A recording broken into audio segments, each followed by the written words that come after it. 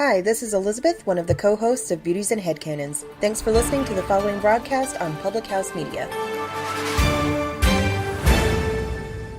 This is Ryan Pierce, host of Completely Serious here on Public House Media. Thanks for listening to the following broadcast on Public House Media. Once you're done with this episode, I hope you'll come check out my show, Completely Serious, where we talk about sports and have fun with great guests. Don't forget to subscribe on iTunes so you'll never miss an episode of Completely Serious. Thanks again for checking out the following broadcast on Public House Media. In 2014, Germany shocked the world by putting together one of the most talented and most dominant rosters in soccer history. Götze! It's Mario Götze! Argentina, they were so close, yet couldn't put it together when it most mattered. Now you've got an Argentina team that's hungry for revenge. Messi! And Yeva couldn't stop it! But what about England? Pass to Rooney. Sturridge in the middle, there he is! Goal! Or France? And Sissoko! They're running riot! Or Spain? It's broken for Fabregas. Now it's Iniesta. This is it. That's the goal. All 32 teams in this tournament are vying for the opportunity to hoist the World Cup trophy. Still Jorginho. Oh, he's done it. If you want to be a part of the action at Russia 2018, you're going to need your soccer passport, the World Cup edition. At Public House Media, we are excited to launch a new soccer podcast called Your Soccer Passport World Cup Edition. Come alongside hosts and fans and guests from around the world as we bring you all the action from the 2018 FIFA World Cup. Because who knows, anything can happen in the FIFA World Cup. What about that? It's John Brooks! So come on, grab your soccer passport and join us for all the action from Russia 2018. A sensational volley! Hi everyone, and welcome to the first edition of the Your Soccer Passport World Cup Edition presented by Public House Media. I'm Baxter Colburn. I am thrilled that you are along with us for our inaugural edition. We have a whole host of exciting content coming up for you here on Public House Media, and specifically here on Your Soccer Passport World Cup Edition. The World Cup, it only happens once every 4 years, and it ultimately captures and captivates not just the 32 nations that are a part of this tournament, but the entire world as well, too. So that ultimately is the most exciting and most rewarding thing about it as well, too. So as we go through this journey, we want you to follow along. Please subscribe to the podcast on Apple Podcasts and wherever you find your podcast. It will be there for you. Today, because this is our very first show, this is our Group A preview. We're going to be talking about Egypt, Russia, Saudi Arabia, and Uruguay. We have a packed house for you tonight in terms of the voices and the insights you're going to be getting. We're going to be talking to Marc Serber. We're going to have Zach Wolpoff. We're going to have Burranca, and we're going to have Brice Burge as well, too. This is a star-studded panel of voices and opinions. As we go through the other previews as well, too, you're going to have different hosts. So these 5 voices you're hearing tonight are going to be a part of most of the shows. So it's a great opportunity for you to get to know our thoughts, our feelings, and everything. But first and foremost, though, gentlemen, good evening to all of you. We are international tonight. We are all over the United States and all over the world here with our coverage. So good evening and welcome to Your Soccer Podcast, guys. It's good Hello. to be here.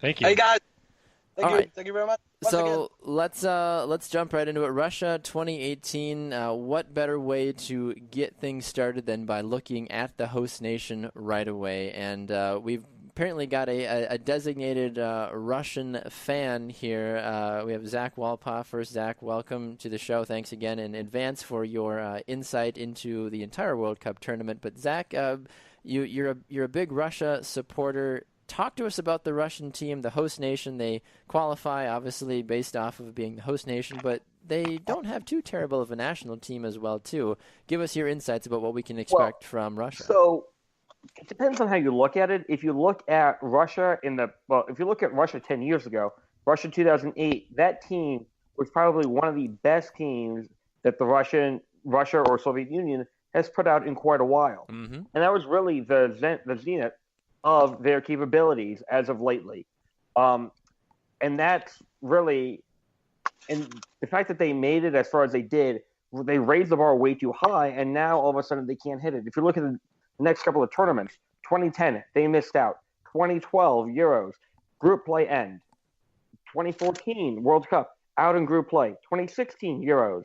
They somehow tied England in Marseille, and then they get kicked out of the tournament in the group play. So now you have them in their home nation, with everyone supporting them. Vladimir Putin is going to be there at some point, and it's going to be a star-studded event as to what Russian celebrities are there.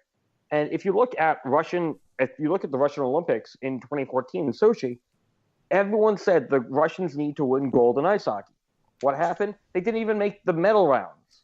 They got bumped in the quarterfinals, and that was considered a massive failure. And then them going this year in South Korea, winning gold, doesn't really seem to be any better because they didn't win at home. And so because they are at home, the pressure is increasingly more on them to get out of the group stage. I think if they make it to the round of 16, it will be considered a success, but not a great success as they want it to be. Because right now, Russian soccer is not all that hot. Well, it's a hot button issue, but it's not very hot for people in Russia to be following or to be doing or to be seen at. Right, and I would agree with you on that too. And ultimately, with what we look at in this group, I think this Group A became a little bit more open. And Mark, I'd like to get your thoughts on this. After the Mo Salah injury in the Champions League final, we'll get to Egypt and their preview in a little bit more. Obviously, he's working on coming back, but I think it was almost kind of given saying, hey, Uruguay, they're probably going to win the group, and then Egypt with Salah and some of those other young talents are probably going to do it. But does Russia have is the door kind of cracked open a little bit more, in your opinion, Mark, for Russia to maybe get that second spot? The door's absolutely open because you take a look at Egypt, and it's not just Mo Salah scoring, but he's one of those players that if he's out there, everybody else believes not only in him but in themselves that much more.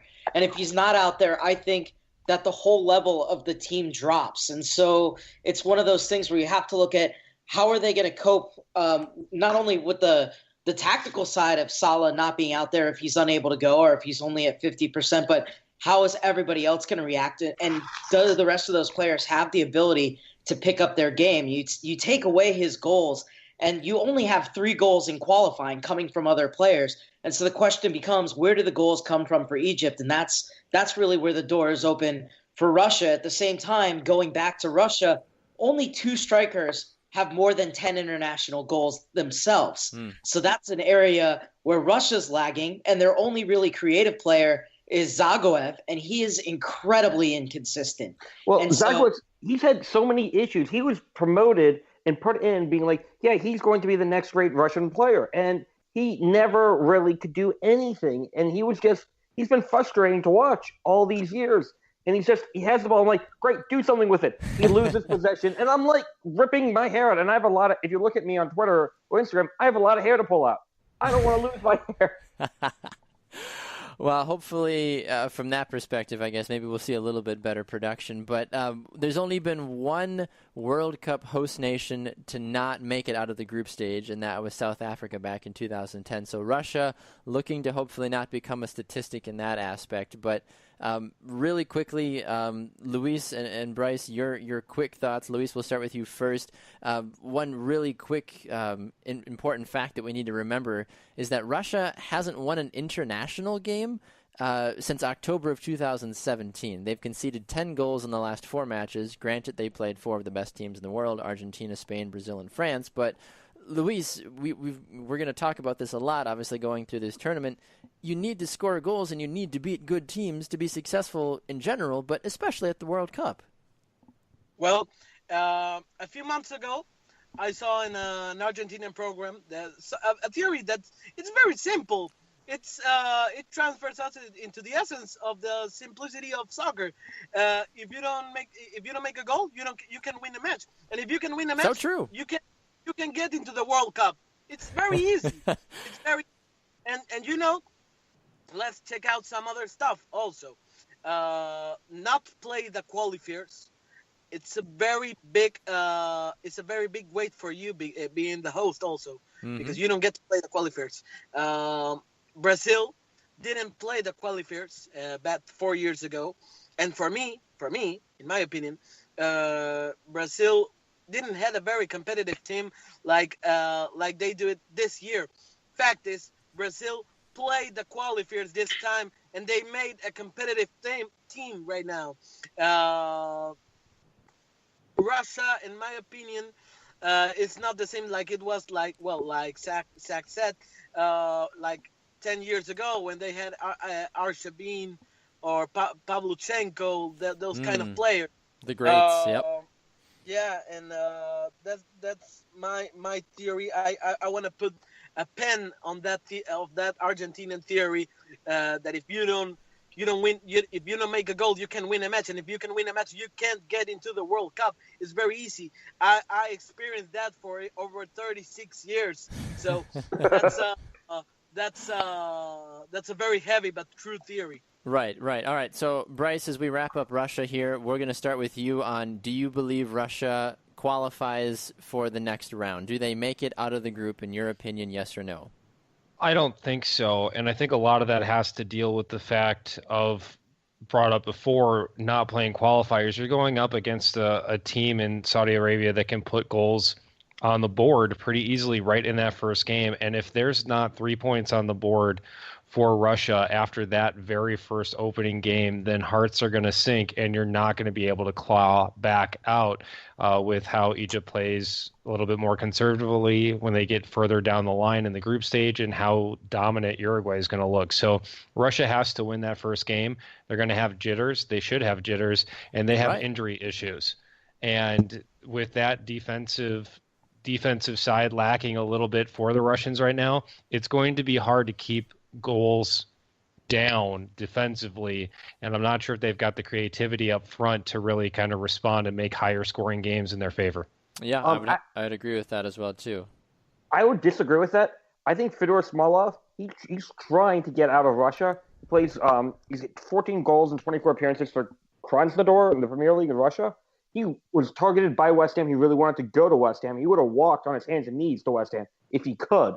But if Russia really wants to make this successful, the Russian players need to realize this is my ticket out of Russia. If I do well here, I'm going to be playing somewhere else in Europe. I may be playing in Germany, France, Italy, Spain, England. I think a lot of them want out, and some of these guys are young enough that if they can make a very successful tournament here, they could be out of Russia for most of the rest of their life. Absolutely. Well, Zach, we'll stay with you briefly then. Does Russia make it out of the group in your opinion, yes or no? It depends on Salah. If Salah is healthy and can play and plays up to the way that he was playing in Liverpool, then Russia is the third seed. If Salah is injured or cannot play up to his capabilities that he was in Liverpool, then Russia moves on as a number two.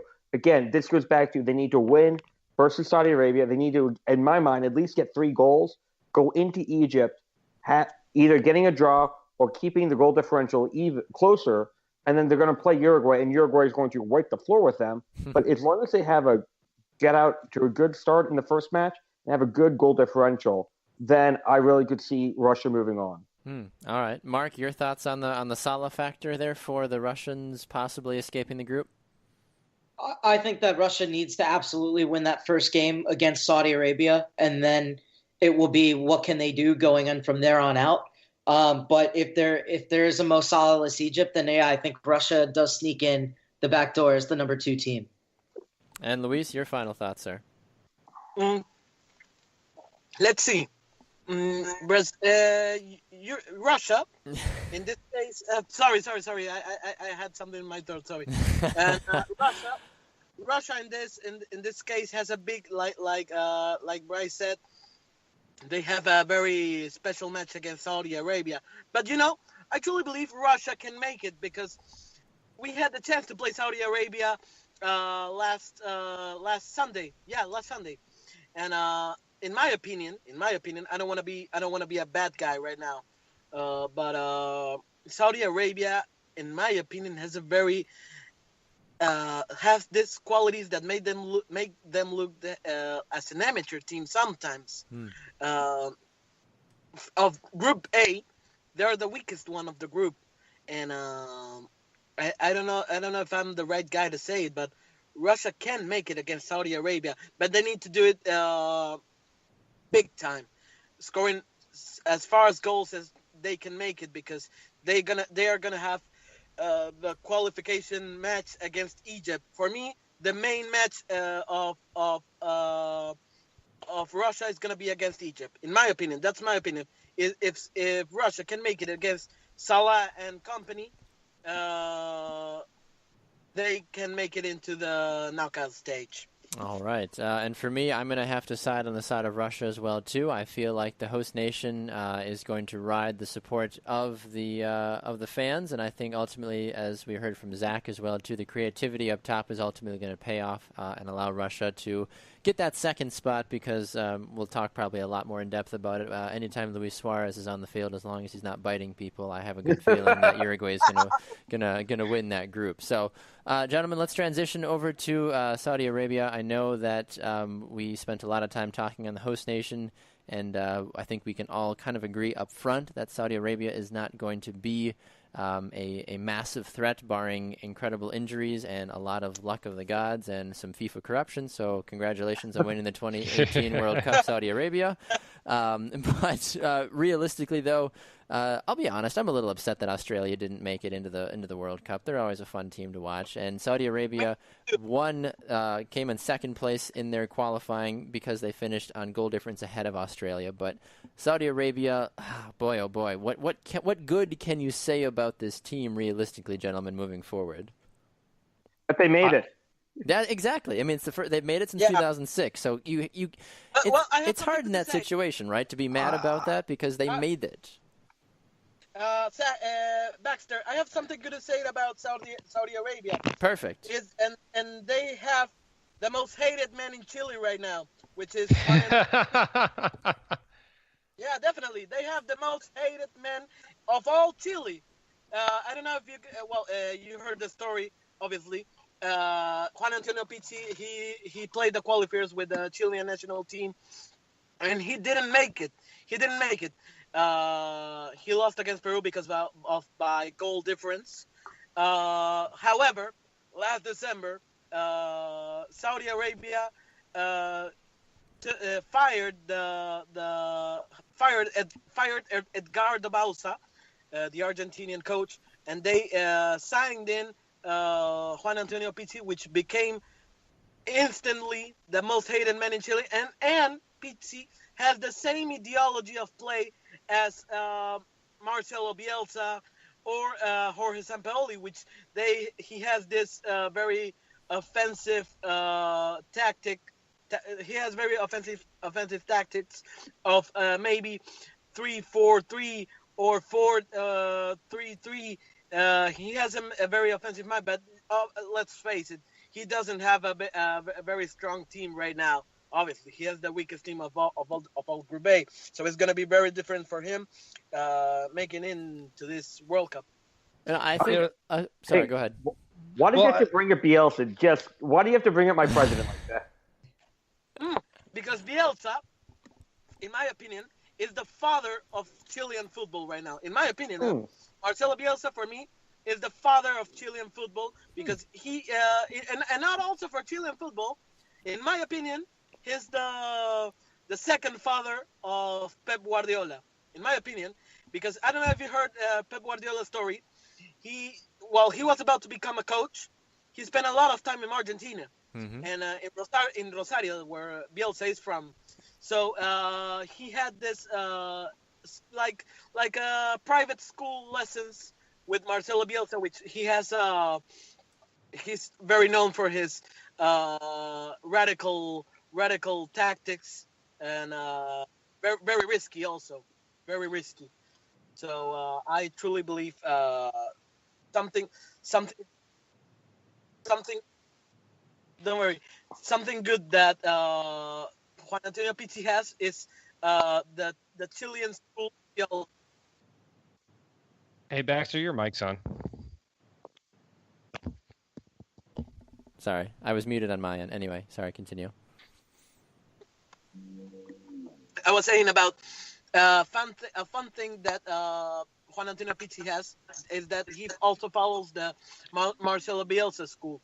So that's something that he can play for. He's going to play risky sometimes.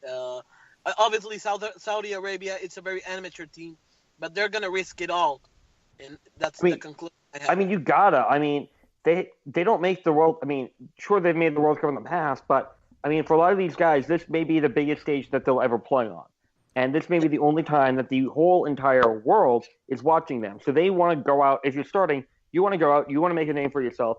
Even if you pick up a red card in the 50th minute and ruin your team's chances, you can say, yeah, I got that red card. How many more people know my name? A lot more.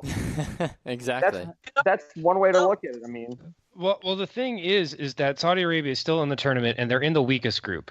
This is the weakest group, and they have the ability right now to make some surprises because of that coaching change. They're going to be aggressive, and with Egypt being more conservative and relying on the counterattack, you can really get into some aggressive techniques there to get some back and forth soccer and let those younger, more amateur players go and outrun Egypt. And then when you go and play Russia, who's having problems in the back, you might be able to slip a couple in. You might be able to get a draw and hurt Egypt or Russia and be a spoiler. This is the other role that Saudi Arabia has, and this is something that I think that they can kind of champion themselves on, because they kind of did it to Australia. And they kind of did it to some of the other teams in qualifying, because they showed that they could be here by going out there and scoring goals in ways that was unique and opportunistic. And they're going to take every single one of those opportunities on top of all of the now more offensive-minded styles that they've got with their new coach, who has basically no tape. There's no preparation besides school of thought in terms of what Saudi Arabia brings to the table now. You could see them just do something really wacky out there and nobody's going to know any better. And I don't think Egypt or Russia is able to defensively stand up against that. I don't think Saudi Arabia is going to get out of the group, but they're going to shock somebody with a weird draw. Yeah, I could agree with that as well, too. All right, we got to keep moving along. Does anybody believe that Saudi Arabia is getting out of this group? Alive? Let's put it this way. Is that a question? It is. It is a question. Do you realistically, not hopes and dreams, do you realistically believe Saudi Arabia is better than Uruguay and or is good enough to at least get that second spot outside of Russia or Egypt?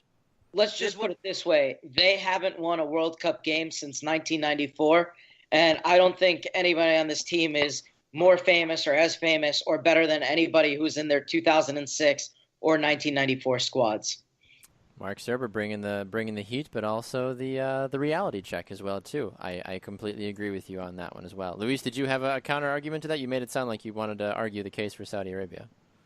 No, I was about to be sarcastic, but it got off already. No, I don't believe that Saudi Arabia can make it right now.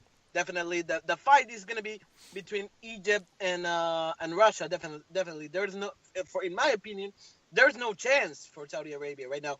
They're gonna enjoy the World Cup more than to face it.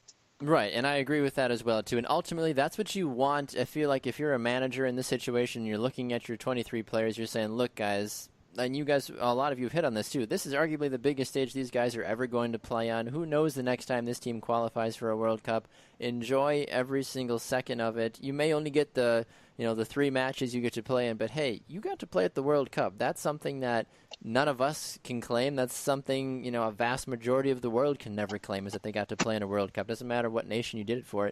You were there. You got to step on that field and you got to play. So I hope they just have a lot of fun. I kind of see them as one of the nations that maybe people fall in love with because they're just there having a good time, and just maybe they pull a cool shot, and like when you said as well too, maybe get that surprising draw as well too. So we'll see. But we need to move on. We need to move to Egypt. We need to move on to the Pharaohs. I love the irony of the fact that that's kind of what they're called about is the Pharaohs as well too. Realistically, this team, in my opinion, really only succeeds on the health of Mo Salah. That is, in my opinion, but also what a lot of the major international publications are saying as well too. Brice, I want to start with you on this. Give us the Mo Salah effect and whether or not, even if a not 100% healthy Salah is enough for Egypt to escape the group. Well, Egypt is going to bring a more conservative game plan because they can kind of just sit back and then let Salah do his own thing. What's great about that is that there are a couple of supporting cast members that can get him the ball in a realistic fashion. So even if it's kind of just like a Statue of Liberty type thing where he's got to like dump it back last second, you've got somebody like Jabber, who's right now with LAFC in the MLS and on loan from a Swiss squad. And that right there is a good enough counterattack that can allow you to play conservatively, which fits in more with their strengths on defense, and can really allow you to dictate how you want the game to be played, because it doesn't matter how the rest of the group comes along. If Egypt feels comfortable with playing their own game and kind of just sitting back and playing defense and waiting for the right time to strike, then whether it's Mo Salah or somebody else, the and company part of Egypt, they can go in and get a goal or two. And I think that they are going to have a lot more success on their counter attack than Russia would with a sustained attack. And I know everybody was all up on Russia, but I am fully supporting Egypt as the one that gets a second bid here. I think they're more well-rounded, and I think their defense is more solid that allows their strengths to really shine. Now, Zach, you're obviously very much Team Russia right now. You hear what Brice says. You kind of hear the general intro leading into Egypt as well, too. Taking off the Russia hat there for a second and looking at Egypt from a non-biased, hey, anybody against Russia is dead to me, viewpoint. How do you look at this how do you look at this Egyptian team? Because they do have good players, and I think people kind of forget how hard it is to qualify in Africa because of the sheer physicality and the sheer speed of those teams that just beat the crap out of each other in qualifying. Well, not just that, but you travel a long distance in African qualifying. Right. And if you're coming from, the Chinese league, first you need to go from China to wherever your country is playing. So if you're going from China to the Democratic Republic of the Congo, that's one long flight. Mm-hmm. And you have to play them, and then you have to go home to your home country, and you have to play them at your home country, and then fly back. And so Africa is a very unique continent structure as far as qualifying goes. But Egypt had, Salah's the biggest player in Egypt, and he may be the biggest Egyptian soccer player in Egyptian soccer history when his career is all said and done, and maybe one of the greatest African players ever. Mm-hmm. But I really don't see Egypt becoming too much of an issue. I mean, sure, with Saudi Arabia, they're going to win that game. But when they play Russia or they play Uruguay, Russia's going to defensively try to stop them and try to prevent them from making these long passes to Salah and try to literally neutralize Salah, whether that be 1-on-1 or 2v2 or 2v1. To shut them down. Right. So when I'm going to this game, I'm really going to be watching for Salah and see how the Russian defense plays versus Salah, because this game literally could decide who moves on in the group. Right, I would agree with that. Mark, I want to get your thoughts, because obviously you've got a lot of the history on Egypt as well, too, but I think one of the big questions, and we hear this in a lot of other episodes here in our group previews, a guy like Salah goes down, a guy like Messi, a guy like Ronaldo, they go down. The next question is, okay, who's the next man up? Who's the next player to step in? It sounds like even for Egypt, that next man up is also fighting injuries, so it's like, who's the next man up after some of those guys that are battling injuries? Does Egypt have any viable possibilities? Yeah, I think, the great thing about World Cups is it seems like we always have some scorer that comes out of the blue that we don't, we never thought about. I mean, you go all the way back to 1990 and you're looking at Italy's Toto Schianacci from Juventus, who nobody knew who he was, and he all of a sudden comes away with 6 goals. And you have players like Said, who, playing in that holding midfield role alongside El Neni, and he's going to come up and join the midfield and join the attack. And I think, he's a player that might be able to get on the end of things. You also have out on the left-hand side Stokes Ramadan Sobi, who's very good at cutting inside, and he can create something.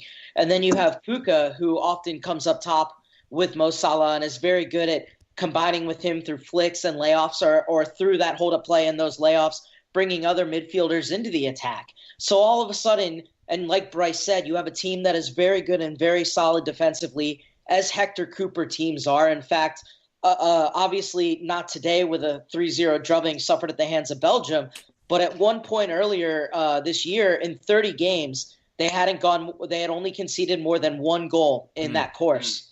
And so this is a team that's going to be very good defensively. You have other players that can step up, and if they can get on the end of something, and if they can find their scoring touch, then all of a sudden in that game with Russia, and I said without Salah, I didn't say Russia goes through. I said the door is open for Russia to possibly go through. Right. But you have a very good team, and the bottom line is going into that game against Russia is very hit or miss. They have a very creative midfield and that triangle, but they're two midfielders and Smolov up top. But if they're not firing, if that creativity isn't there, if they're inconsistent, then I think in a game, a few chances, it's actually Egypt who could be more likely to snag their chance. And so I think this is an Egypt team that, it becomes harder for them without Salah, but even without him, they're still, in my opinion, and based on where Russia is at creatively, they still have the higher percentage chance of going through in second place. Yeah, I would agree with that as well, too. All right, we need to transition, and I want to give Luis the first opportunity to dive into Uruguay, a star-studded lineup in the sense of who their two strikers are. You have Cavani and you have Suarez. Like I said, when Suarez is not biting people, he's arguably one of the best forwards in the world. It's a funny joke, but at the same time, when you keep doing it, it becomes a reality. Oh my gosh, people can get weird nicknames for the most stupid things, but when you keep doing the same stupid thing, it's the truth. I mean, if I was Uruguay's coach, there's a very important stat that I have to bring up. Please. That if you are a professional soccer player that plays international soccer, that you are more likely to be bitten by Luis Suarez than the average human person is to be bitten by a shark. In terms of players on the field, with how many shark attacks there are, you are more likely to get bitten by Luis Suarez. So it's statistically there. He's not that healthy. He might get a little bit infected. But Yeah. already, let's face it. Last night, I have also a radio program. We spoke to an Uruguayan coach, Claudio Teixeira, and he told me something. Which is obviously very true.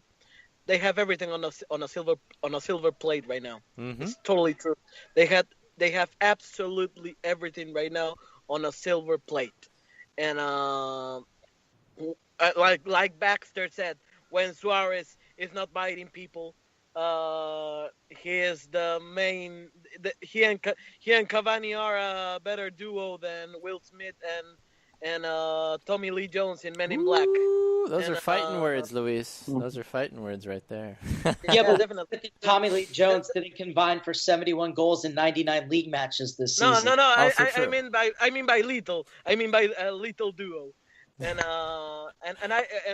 all South America had the chance to see them both hitting everything. Let's check out Uruguay by lines, okay? Fernando Muslera in the goalkeeper. He's the last beaten goalkeeper in the entire South American qualifier. And let's check out Edinson Cavani. Cavani is the highest goal scorer of the South American qualifier. And something we need to have in mind.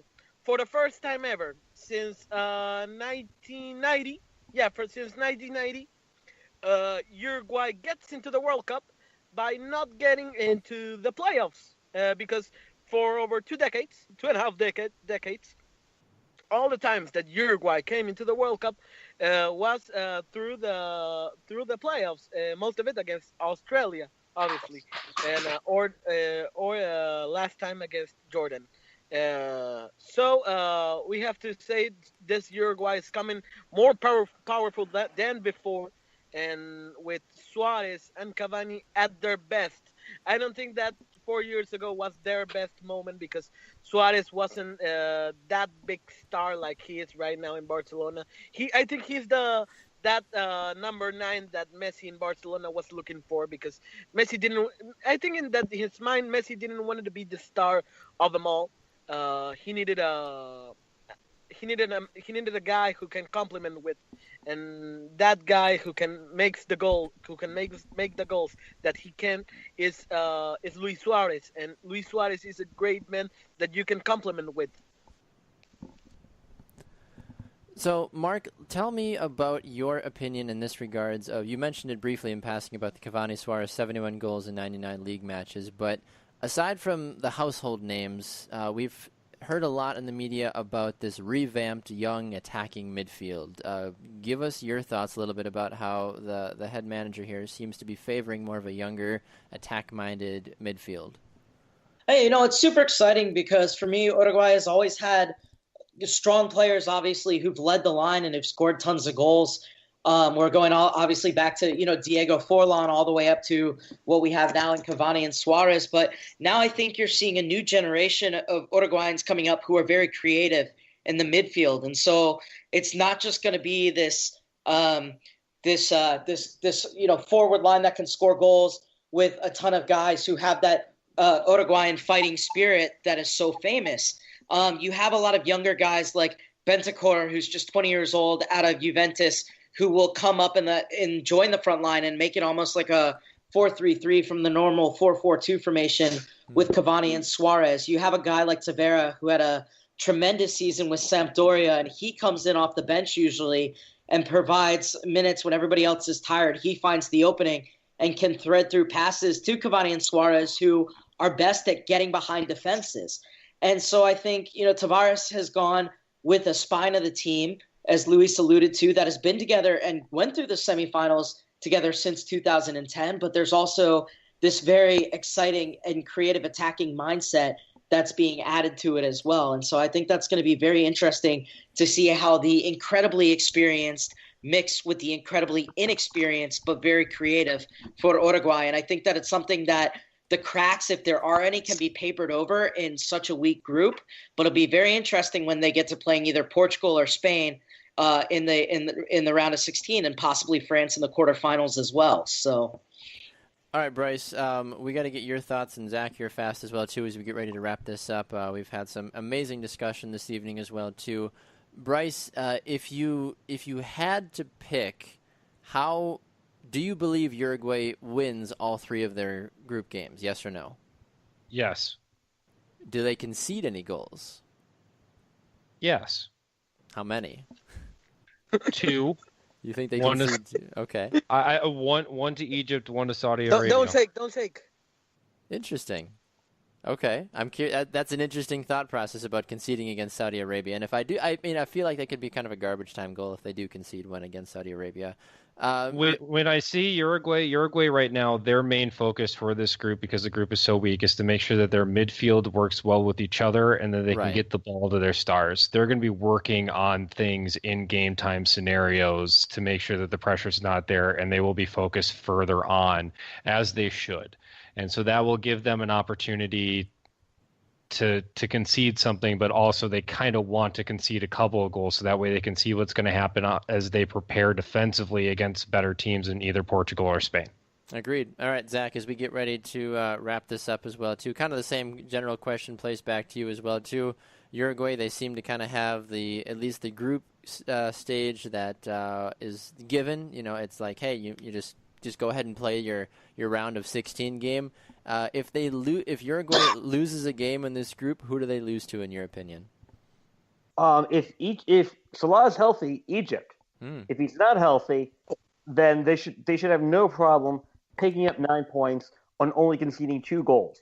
One to Egypt with or without Salah, and one to Russia in a garbage time 92nd minute free kick like against England.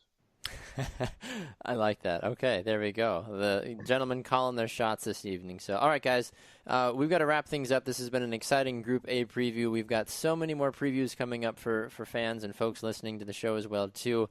As we go, we're going to go down the line here really fast. So, Mark, give us, we'll start with you and then we'll work our way down. So, Mark, your 2 teams that get out of this group officially, in your opinion? Uruguay and Egypt. Okay, Luis, your 2 teams. I'll go to Uruguay and Egypt also. Okay, Brice. Uruguay and Egypt.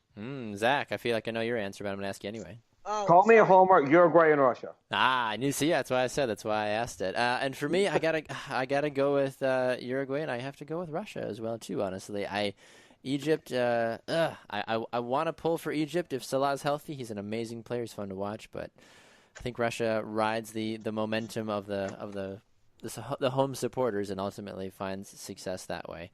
Gentlemen, thank you so much for being a part of the first edition of the Your Soccer Passport World Cup edition here on Public House Media. Mark, you're going to be doing some hosting on a couple of the other upcoming previews and throughout the tournament. Luis, I know you are. Brice, Zach, we've got so many more coming in as well too. This is going to be a lot of fun, and I'm excited to have each of you upon this month-long exciting journey here as we get ready for the World Cup. So, gentlemen, thank you for your time. I appreciate it. Thank you. No problem. Thank you very much once again. And for all of you tuning in as well, too, please continue to go and subscribe to the show on Apple Podcasts and wherever you find your favorite podcasts, Stitcher, iHeartRadio. We're on all of the platforms as well, too. And thanks to Public House Media, they're at thephmedia.com. I'm Baxter Colburn. For our entire cast of exciting characters tonight, we had Brice Burge, Marc Serber, Zach Wolpoff, and Luis Burranca. This has been Your Soccer Podcast World Cup Edition. I'm Baxter Colburn saying thanks for listening and have a great rest of your day.